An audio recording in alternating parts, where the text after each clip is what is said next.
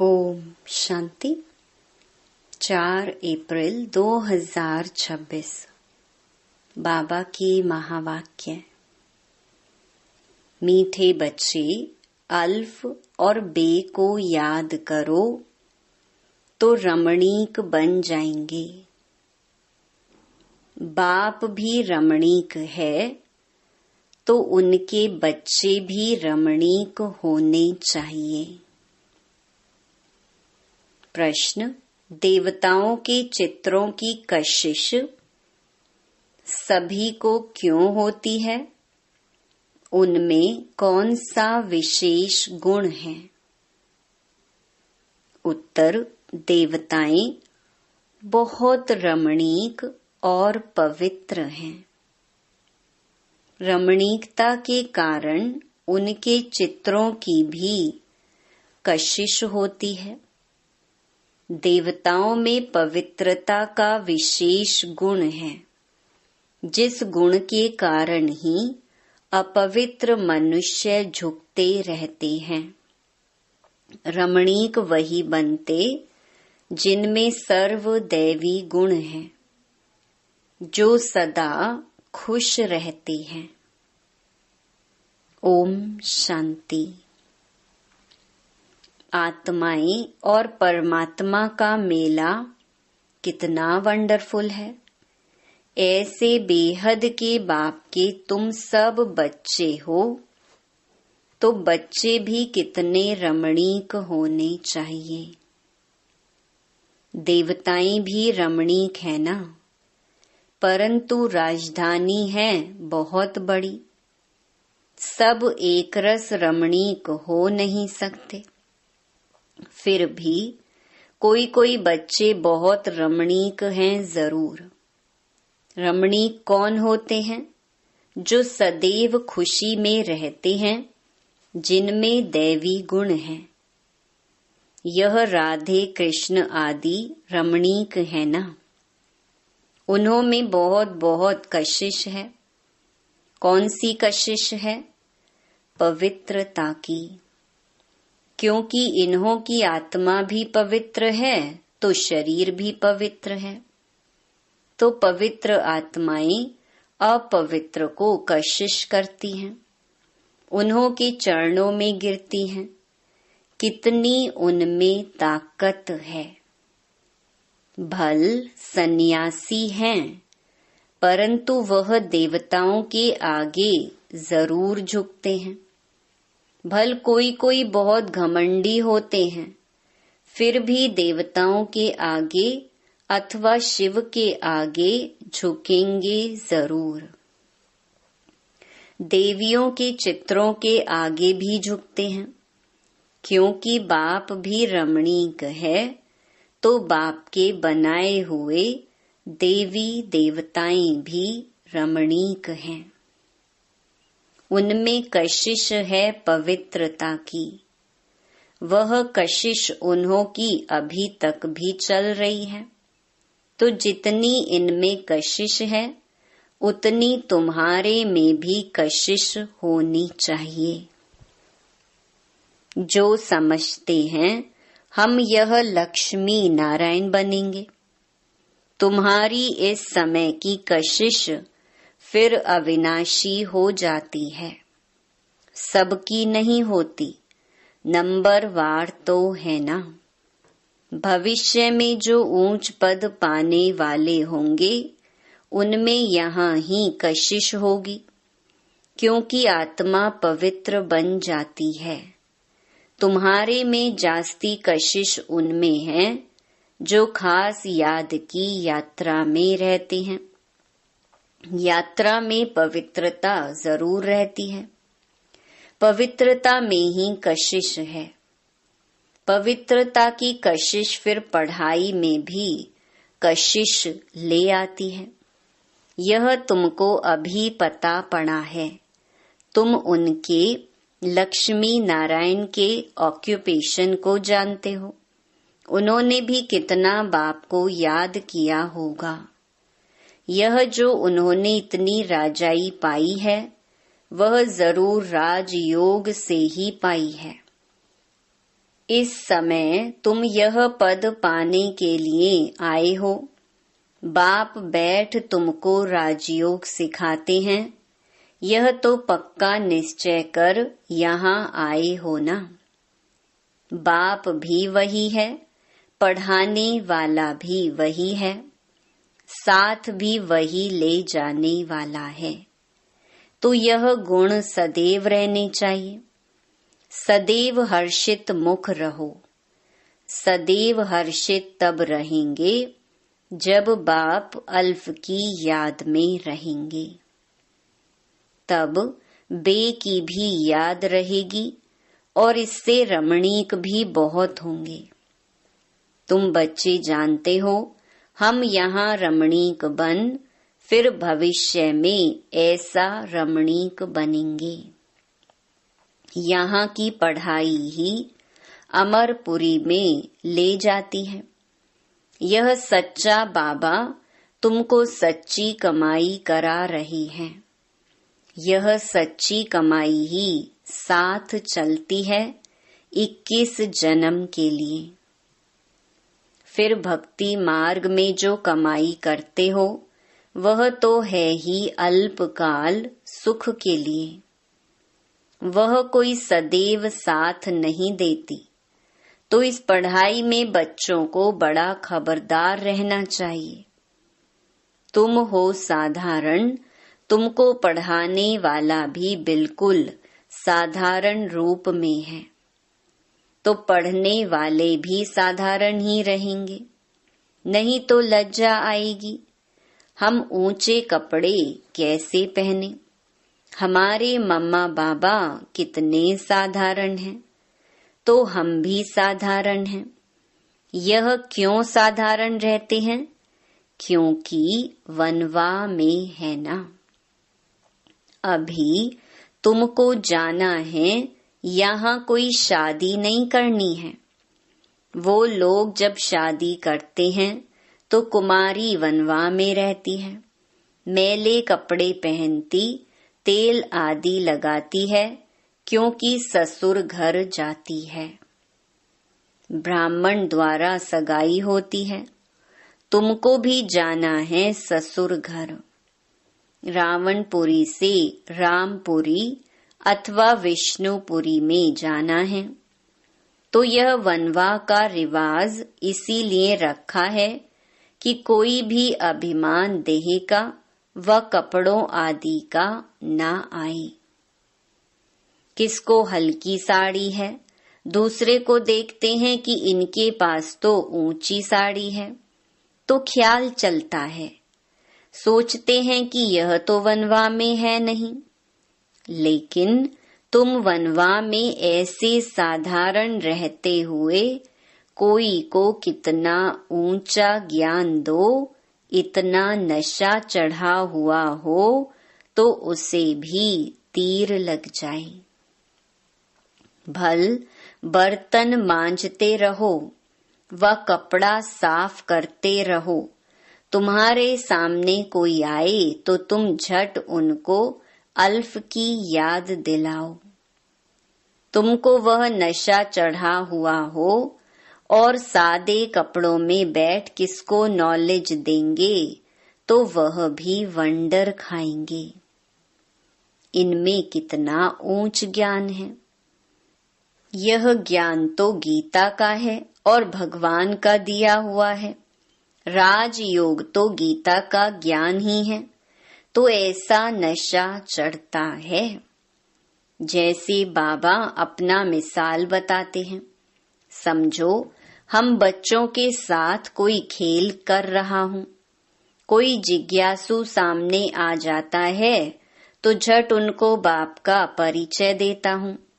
योग की ताकत योग बल होने के कारण वह भी वहां ही खड़ा हो जाएगा तो वंडर खाएगा कि यह इतना साधारण, इसमें इतनी ताकत। फिर वह कुछ भी बोल नहीं सकेगा। मुख से कोई बात निकलेगी नहीं। जैसे तुम वाणी से परे हो वैसे वह भी वाणी से परे हो जाएंगे। यह नशा अंदर में होना चाहिए। कोई भी भाई अथवा बहन आए तो उनको एकदम खड़ा करके विश्व का मालिक बनाने की मत दे सकते हैं। अंदर में इतना नशा होना चाहिए। अपनी लगन में खड़ा हो जाना चाहिए। बाबा सदैव कहते हैं, तुम्हारे पास ज्ञान तो है, परंतु योग का जौहर नहीं है। प्योरिटी और याद में रहने से ही जौहर आता है। याद की यात्रा से तुम पवित्र बनते हो, ताकत मिलती है। ज्ञान तो है धन की बात। जैसे स्कूल में पढ़कर MA BA आदि करते हैं तो इतना फिर पैसा मिलता है। यहाँ की दूसरी बात है, भारत का प्राचीन योग तो मशहूर है। यह है याद। बाप सर्वशक्तिमान है तो बच्चों को बाप से शक्ति मिलती है। बच्चों को अंदर में रहना चाहिए। हम आत्माएं बाबा की संतान हैं, परंतु बाबा जितने हम पवित्र नहीं हैं। अब बनना है। अभी है एम ऑब्जेक्ट। योग से ही तुम पवित्र बनते हो। जो अनन्य बच्चे हैं वह सारा दिन यही ख्यालात करते रहेंगे। कोई भी आए तो उनको हम रास्ता बताएं। तरस आना चाहिए, बेचारे अंधे हैं। अंधे को लाठी पकड़ा कर ले जाते हैं ना।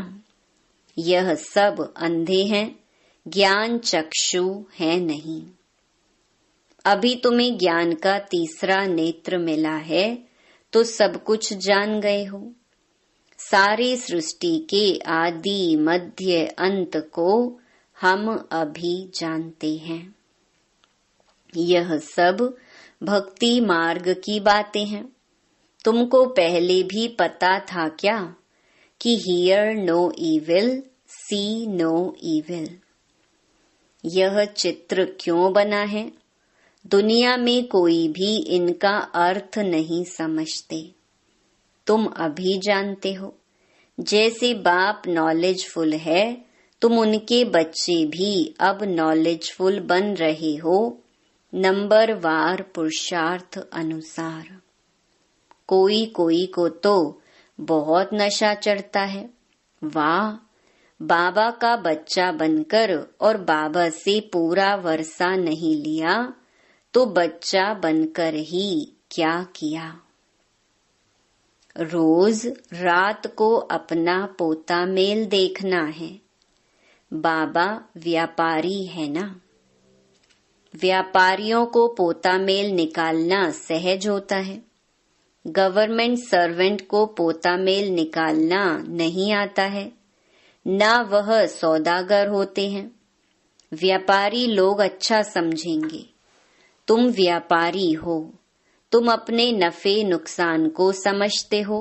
रोज खाता देखो, मुरादी संभालो। घाटा है व फायदा है।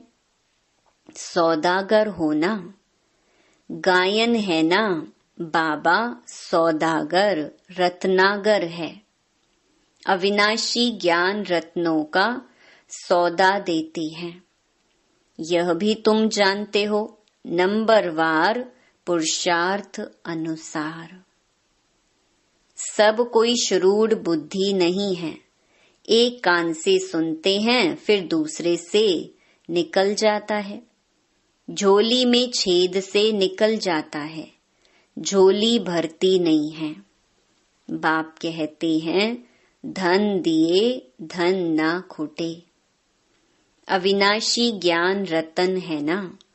बाप है रूप बसंत। आत्मा तो है, उनमें ज्ञान है। तुम उनके बच्चे भी रूप बसंत हो।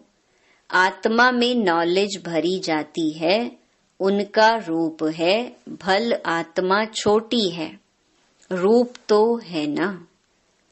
उनको जाना जाता है, परमात्मा को भी जाना जाता है। सोमनाथ की भक्ति करते हैं तो इतने छोटे स्टार की क्या पूजा करेंगे। पूजा के लिए कितने लिंग बनाते हैं। शिवलिंग छत जितना बड़ा बड़ा भी बनाते हैं। यूं तो है छोटा परंतु मर्तबा तो ऊंच है ना। बाप ने कल्प पहले भी कहा था कि इन जप तप आदि से कोई प्राप्ति नहीं होती है। यह सब करते नीचे ही गिरते जाते हैं, सीढ़ी नीचे ही उतरते हैं। तुम्हारी तो अब चढ़ती कला है। तुम ब्राह्मण पहले नंबर के जिन्न हो। कहानी है ना, जिन्न ने कहा हमको काम नहीं देंगे तो खा जाएंगे। तो उनको काम दिया, सीढ़ी चढ़ो और उतरो, तो उनको काम मिल गया। बाबा ने भी कहा है कि यह बेहद की सीढ़ी तुम उतरते हो फिर चढ़ते हो। तुम ही फुल सीढ़ी उतरते और चढ़ते हो। जिन्न तुम हो, दूसरे कोई फुल सीढ़ी नहीं चढ़ते हैं। फुल सीढ़ी का ज्ञान पाने से तुम कितना ऊंच पद पाते हो। फिर उतरते हो, चढ़ते हो। बाप कहते हैं मैं तुम्हारा बाप हूँ। तुम मुझे पतित पावन कहते हो ना। मैं सर्वशक्तिमान ऑलमाइटी हूँ, क्योंकि मेरी आत्मा सदैव 100% पवित्र रहती है। मैं बिंदी रूप अथॉरिटी हूँ। सब शास्त्रों का राज जानता हूँ। यह कितना वंडर है। यह सब वंडरफुल ज्ञान है। ऐसे कभी सुना नहीं होगा कि आत्मा में 84 जन्मों का अविनाशी पार्ट है। वह कभी घिसता नहीं है, चलता ही आता है। 84 जन्मों का चक्कर फिरता आता है। 84 जन्मों का रिकॉर्ड भरा हुआ है। इतनी छोटी आत्मा में इतना ज्ञान है। बाबा में भी है तो तुम बच्चों में भी है। कितना पाठ बजाते हैं। यह पाठ कभी मिटने का नहीं है। आत्मा इन आँखों से देखने में नहीं आती है बिंदी। बाबा भी कहते हैं मैं ऐसा बिंदी हूँ। यह भी तुम बच्चे अब समझते हो। तुम हो बेहद के त्यागी और राज ऋषि। कितना नशा चढ़ना चाहिए। राज ऋषि बिल्कुल पवित्र रहते हैं। राज ऋषि होते हैं सूर्यवंशी, चंद्रवंशी, जो यहाँ राजाई प्राप्त करते हैं, जैसे अब तुम कर रहे हो। यह तो बच्चे समझते हैं कि हम जा रहे हैं, खिवैया के स्टीमर में बैठे हैं, और यह भी जानते हैं यह पुरुषोत्तम संगम युग है। जाना भी जरूर है पुरानी दुनिया से नई दुनिया में वाया शांति धाम। यह सदैव बच्चों की बुद्धि में रहना चाहिए। जब हम सतयुग में थे तो कोई खंड नहीं था, हमारा ही राज्य था। अब फिर से योग बल से अपना राज्य ले रहे हैं, क्योंकि समझाया है योग बल से ही विश्व की राजाई पा सकते हैं। बाहुबल से कोई नहीं पा सकते। यह बेहद का ड्रामा है, खेल बना हुआ है। इस खेल की समझानी बाप ही देते हैं। शुरू से लेकर सारी दुनिया की हिस्ट्री, ज्योग्राफी सुनाते हैं। तुम सूक्ष्म वतन, मूल वतन के राज को भी अच्छी रीति जानते हो। स्थूल वतन में इनका राज्य था, अर्थात हमारा राज्य था। तुम कैसे सीढ़ी उतरते हो वह भी याद आ गया। सीढ़ी चढ़ना और उतरना यह खेल बच्चों की बुद्धि में बैठ गया है।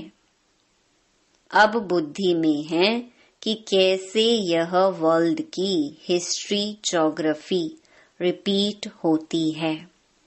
इसमें हमारा हीरो हीरोइन का पार्ट है। हम ही हार खाते हैं और फिर जीत पाते हैं, इसलिए नाम रखा है हीरो हीरोइन। अच्छा, मीठे मीठे सिकी लधे बच्चों प्रति माता पिता बाप दादा का याद प्यार और गुड मॉर्निंग। रूहानी बाप की रूहानी बच्चों को नमस्ते। धारणा के लिए मुख्य सार। पहला, अभी हम वनवाह में हैं, इसीलिए बहुत बहुत साधारण रहना है। कोई भी अभिमान देह का व कपड़ों आदि का नहीं रखना है। कोई भी कर्म करते बाप की याद का नशा चढ़ा रहे।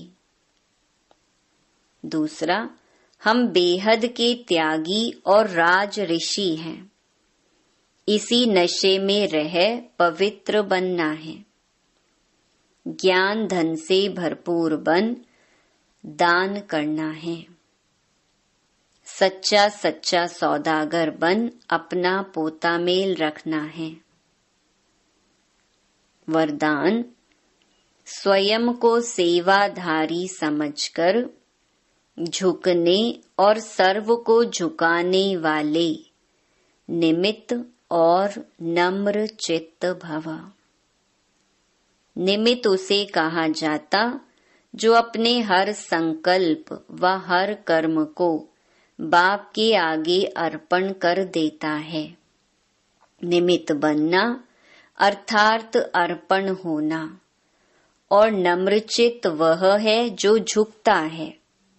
जितना संस्कारों में संकल्पों में झुकेंगे उतना विश्व आपके आगे झुकेगी। झुकना अर्थात झुकाना। यह संकल्प भी ना हो कि दूसरे भी हमारे आगे कुछ तो झुकें। जो सच्चे सेवाधारी होते हैं वह सदैव झुकते हैं, कभी अपना रौब नहीं दिखाते। स्लोगन, अब समस्या स्वरूप नहीं समाधान स्वरूप बनो।